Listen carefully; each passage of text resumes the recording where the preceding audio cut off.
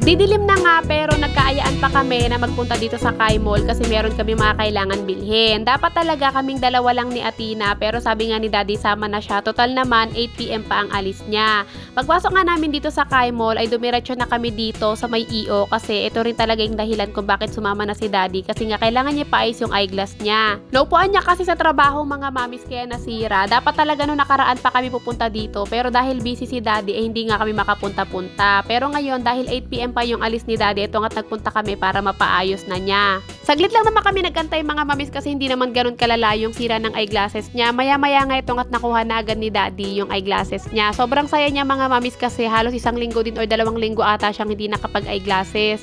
Meron palang dalang listahan si Athena mga mamis kasi nga para hindi namin makalimutan yung mga dapat naming bilhin. So pagkatapos nga namin sa EO, dumiretso naman kami dito sa Mr. DIY. Andito kasi yung mga ibang kailangan naming bilhin. Bago nga kami makapasok sa loob, dito pa nga lang sa labas ay nakita na namin yung isa sa mga kailangan ni Athena. Mga ngaroling daw kasi sa school nila, kaya kailangan niya to. Actually, hindi naman talaga sobrang kailangan, pero dahil gusto nga niya na meron daw siyang mga props, eh bumili na kami.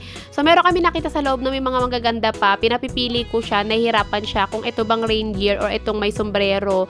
Pero ang nagwagi sa kanya yung may reindeer. Actually, marami pa talagang magagandang headband na pang Christmas, pero mas gusto niya talaga tong reindeer. Tsaka ito talaga yung sinasabi niya nung isang araw pa. Kaya ito na yung pinili niya. Habang namimili kami ni Athena dito, sakto naman si Daddy, nag-iikot-ikot tapos binalikan niya kami.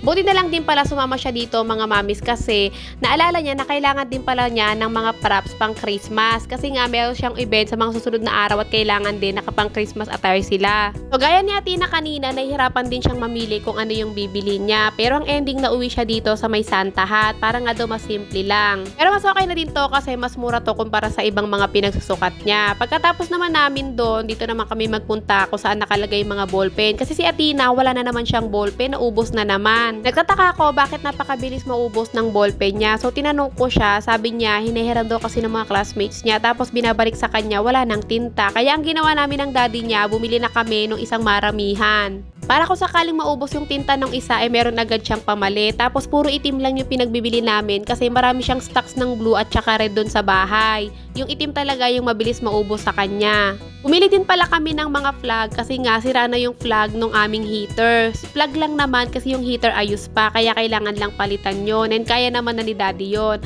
Pagkatapos namin dun sa DIY, dumiretso naman kami dito sa Robinson kasi kailangan naman ni Athena ng mga candies pero 2 packs lang naman mga mamis kasi nga mga ngaroling sila sa mga room pero sila yung magbibigay ng mga candies. Kumuha lang din pala kami ng palaman ni Daddy tapos tinapay tsaka kape. Pagkatapos ay lang naman nagbayad na kami and nakauwi na kami. Hindi na ako nakapag-video mga mamis kasi nga madilim na sa labas. Sabi ko nga sa inyo kanina, magdidilim na nung nagpunta kami doon. Kanina bago kami lobas sa Kai Mall, meron talaga dong mga nagtitinda ng hikaw, mga ipit at mga headband. Si Athena natipuhan niya na gusto niyang bumili ng hikaw at gusto daw niyang mag-try. Ito kasing dalaga namin mga mamis ay hindi ko talaga pinaghihikaw yan kasi nga nagsusugat yung tenga niya kapag hindi totoo yung hikaw. Pero dati naman mga mamis, nung baby siya, hanggang 4 years old or 3 years old ata siya, meron pa naman siyang hikaw kahit peke, hindi naman nagsusugat yung tenga niya. Pero itong lumaki-laki siya, hindi na talaga siya nakapaghikaw kasi kahit anong hikaw niya, basta peke, mabilis magkasugat yung tenga niya. Hindi ko naman siya mabilhan ng tunay kasi nga baka mawala din at bukod doon, syempre alam naman natin may kamahalan yon. Pero ngayon nga itatry ulit namin. Malay ba natin kung umubra na hindi na magkasugat yung tenga niya dito sa hikaw na to. Wala pa nga 100 tong mga mamis, parang 59 pesos lang ata to. Pero sana nga mga mamis tanggapin na ng tenga niya tong hikaw na to para naman babaeng-babae na ang atake ng Athena natin.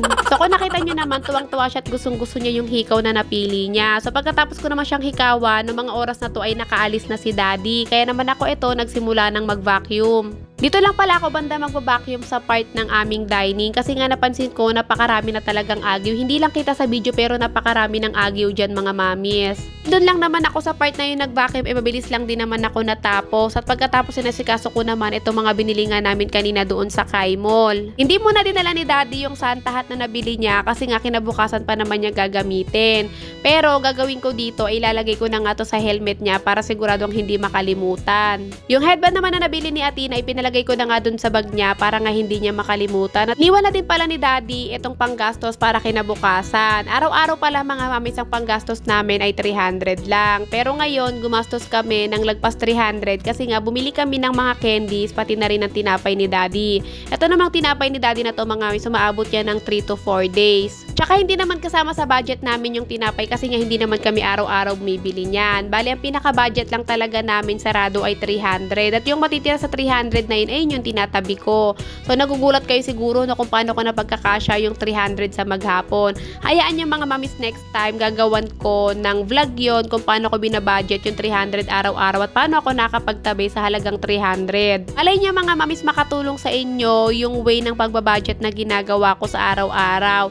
Pero syempre, hindi naman para sa lahat yon mga mamis kasi hindi naman tayo pare-parehas ng bilang ng miyembro ng pamilya. Bukod doon, sa bawat miyembro ng pamilya natin, merong may malakas kumain, merong hinang kumain. Pero next time na yon mga mami, siguro mga by January ko na lang gagawin yung part na yon. Sa ngayon, samahan nyo muna ako maglinis dito. At dahil nga malapit ng magpasko, syempre kailangan ko nang linisin dito banda sa kusina. Tinanggal ko muna yung basahan na malaki para malabhan. Nagpalit muna ako ng 2 basahan na maliit. Sabi ko nga sa inyo, at least once a month ay nilalabhan ko talaga to. Kasi nga pag hindi ko nilabhan to, kahit sabihin yung hindi to nadudumihan, syempre nababasa pa din, babaho pa din siya.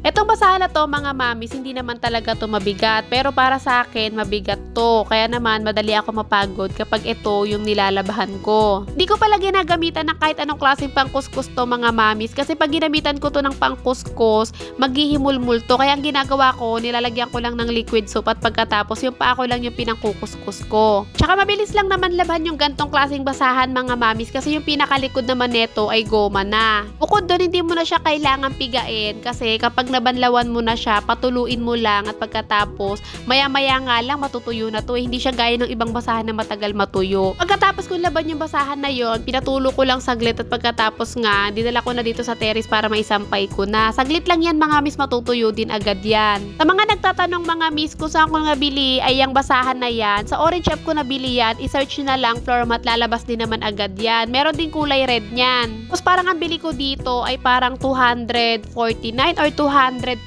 Basta mga ganun lang yan mga mamis, wala pa sa 300 yan. After ko naman isampay yung basahan, bumalik ako dito sa kusina para naman magpalit ng kortina. Sabi nga nila, ang magiging color of the year daw ngayon ay mocha. Buti na lang meron akong gantong kulay ng kortina, kaya medyo sasabay tayo sa color of the year. Pero sa January pa naman yung magsisimula. Pero ako kinabit ko na to kasi nga para bago matapos yung taon, nauna na ako sa color of the year. Tali lang pala yung ginagawa kong pangsabitan ng kortina dito. Gusto ko nga sanang palitan to kasi di ba merong nabibili sa Orange app na parang tubo tapos meron na siyang sabitan din. Pero ang problema kasi kapag ayun yung ginawa kong pangsabitan dito, tatama doon yung tubo dito banda sa aking kifi. So masakit mga mamis, hindi gaya na tong tali kahit tumama dito yung tubo ko, hindi ako nasasaktan. Nung natapos na ako dun sa kusina, maliligo na nga sana ako pero naalala ko, kailangan ko munang tapusin tong ginagawa ko. Sakto naman ngayong araw ay dumating na yung mga in-order kong wipes. Sakto pa naman ubos na talaga yung wipes ko. Wipes lang muna yung binili ko mga mamis kasi meron pa naman akong tissue. Pili ko abot pa naman to ng January. Sa colostomy ko pa naman, meron pa naman akong 3 natira, naabot pa din to siguro ng January. So pag hindi umabot ng January, no choice ako kung hindi gamitin yung mga disposable ko na colostomy na hindi ko talaga ginagamit. Gagamitin ko lang kasi sana yun tuwing may alis kami para hindi ako nahihirapang magpalit. Yun kasi mga mamis, pag umorder ako ng colostomy online, matatagalan yung dating dahil nga December. Tsaka kailangan muna kasi naming unahin si Athena kasi nga magkakaroon sila ng Christmas party, wala pa siyang mga gamit. Pagkatapos, kailangan ko na rin papalitan yung eyeglasses niya or padagdagan ng grado kasi dapat noong October pa yun. Kaya kailangan namin umalis sa susunod na araw para makabili nga ng gamit niya tapos pang exchange gift niya sa classmate niya tapos may paitingin na rin yung mata niya.